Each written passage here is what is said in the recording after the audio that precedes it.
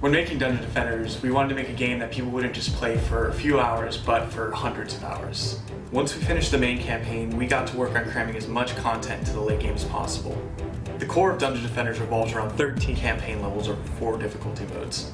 Here, you have to defend anywhere from 1 to 4 Eternia crystals as you work your way from the deepest part of the castle to the rooftops. Each difficulty mode will change the strength and speed of enemies, and of course, the harder it gets, the more experience and better loot you'll gain.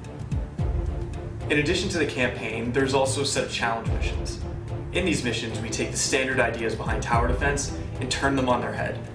There's a challenge where the core will warp around the map and you'll have to build, sell, and rebuild your defenses to keep it protected.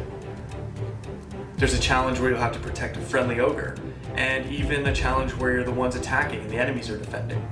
There are also multiplayer-centric challenge missions like Chicken, where you'll have to defend one of your allies while defending the Eternia crystals. Or Monster Fest, where there are no crystals to defend and it's a race against the clock to slaughter as many enemies as you can. It's in these challenge missions where you'll find some of the best loot in the game. There's even a PvP deathmatch mode called Hall of Heroes. There's Survival Mode, which is your standard infinite tower defense mode.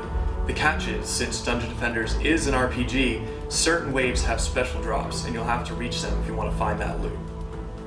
Then there's Pure Strategy. This is the most traditional of tower defense modes that we have. Enemies will completely ignore your hero and focus on the crystal.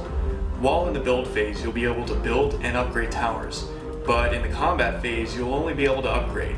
No repairing, no attacking. Players will have to have a high level of understanding of the level's layouts and the enemies to master this mode. Finally, there's Mix Mode. This is for the most hardcore players. Here, enemies are randomized and you'll have to be very skilled to get by. If you thought fighting a few mages, wyverns, or warriors was difficult, try fighting hundreds of them at a time.